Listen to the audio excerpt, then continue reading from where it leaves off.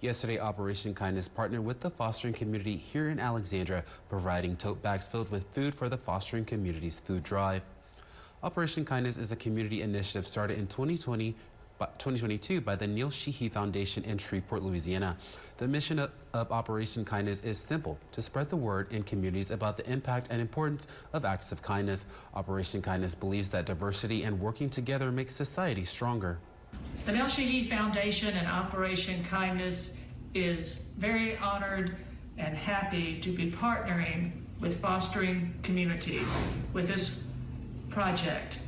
We are sharing our tote bags with Fostering Community, giving them a place to put the wonderful items that these kids need. Acts of kindness can be as simple as opening a door for an elderly person or as impactful as starting a not-for-profit such as the Fostering Community in Alexandria.